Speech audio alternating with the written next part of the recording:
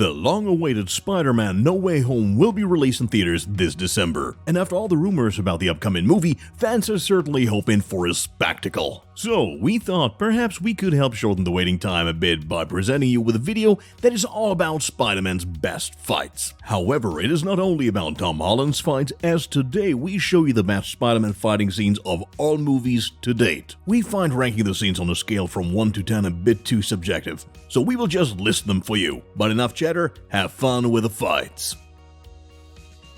First of all, let's play tribute to the first ever fight scene, that of Peter vs. Flash in the 2002 movie Spider-Man. No, of course we're not talking about the DC superhero Flash, but about the school bully Flash Thompson, Tobey Maguire vs. Joe Manganiello. In this scene, Peter is just getting to know his newly discovered abilities when he accidentally throws a tray full of food at his classmate. The student doesn't put up with this, after all, he has a reputation to lose. When he tries to beat Peter up, he realizes that Peter now disposes of unbelievable reflexes. Dodging all the blows, he demonstrates a flip, and with just one counterattack, he knocks Flash to the ground. The latter ends up directly on a teacher, who pours his full tray over him yet again. Even though this scene is not as action-packed as others, it must be included in this list for nostalgia reasons alone.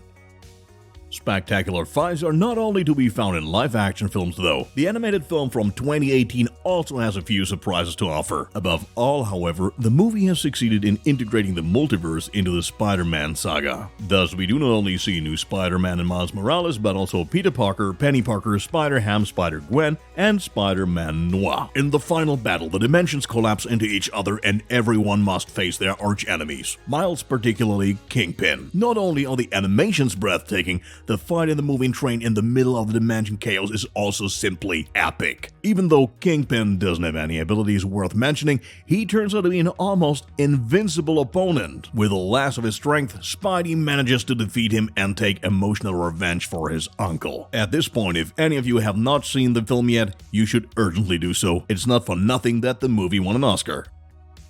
Peter and Gwen Stacy were unable to celebrate their victory over Electro for too long, as shortly afterwards their mutual friend Harry Osborn turned up. Unfortunately, he's no longer his true self. In order to cure himself of a genetic disease, he has transformed into the Green Goblin. Now he's out for revenge because Spidey refused to give him his blood beforehand to fight said disease. To make matters worse, he finds out Spider-Man's true identity relatively quickly due to Gwen's presence, which only fuels his rage. Thus, she gets caught in the crossfire during the fight between the two friends. Even though Peter manages to knock out the Goblin, he fails to save his girlfriend. She tumbles to her death just seconds after victory. This is one of the most dramatic Spidey fights and probably the first one without a real happy ending, for our hero at least.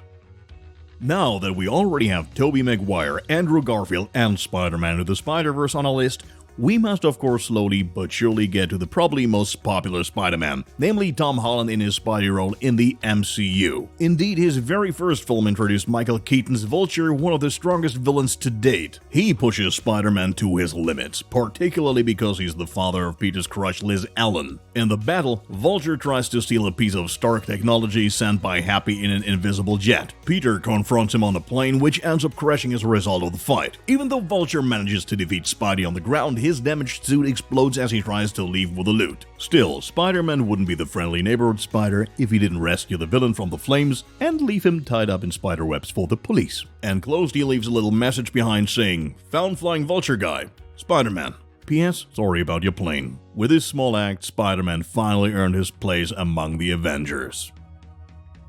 If you want to see arguably one of the most brutal fights, you have to watch the movie Spider-Man 3 from 2007. Even though the film got rather bad reviews at the time, it is very much celebrated today. This is mainly due to the meme potential it has generated, most notably Peter's absurd dance in the middle of New York. Okay, but let's get back to the actual fight. In this one, Peter fights the Sandman, aka Flint Marko. As is well known, he shot Spidey's uncle Ben Parker. Strengthened by the symbiote and driven by his feelings of revenge, they fight in the subway subway of New York. Here, a seemingly friendly spider holds Marco's head against a passing train, causing the Sandman to have half his face ripped off, just like that. However, the fight continues. As they are hurled into the sewer system, Peter realizes that his opponent's weak point is water, and so he attempts to drown him in a massive flood of water until he has disintegrated him completely. Since Spider-Man doesn't usually resort to such brutal methods, we'll blame it on the symbiote's power uniting with his at this point. Despite all its brutality, it is still one of the best combats in any of the movies.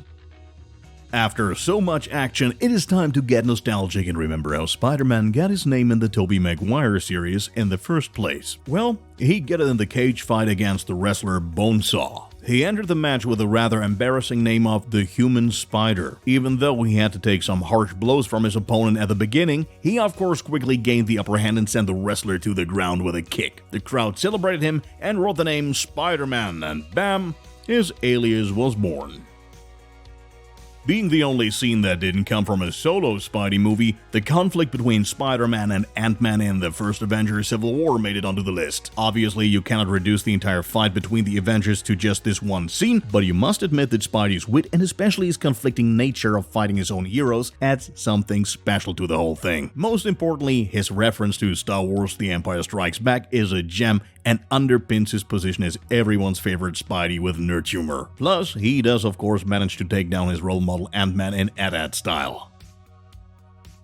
Since Venom got his own movie in 2018, hardly anyone thinks about the 2007 version made in Spider-Man 3. Wrongfully, we think, since the introduction of the evil symbiote was one of the few bright spots in the flick. So was the final fight between Peter and Eddie Brock. Not only was Spider-Man himself confronted with the time when he was connected to Venom. In the fight, his best friend Harry also sacrifices himself for him. Yet not in vain, as it was only thanks to him that he found out that the greatest weakness of the Black Monster is sound waves. Using the pipes that were lying around, he created so much sound that the symbiote detached itself from Eddie. He then delivered the final blow with one of Harry's pumpkin bombs. Eddie Brock, who no longer wanted to live without the symbiote, also threw himself into the bomb at the last second. Remembering this fight, one can only hope that there will be soon a reunion with Venom in the Spider-Verse.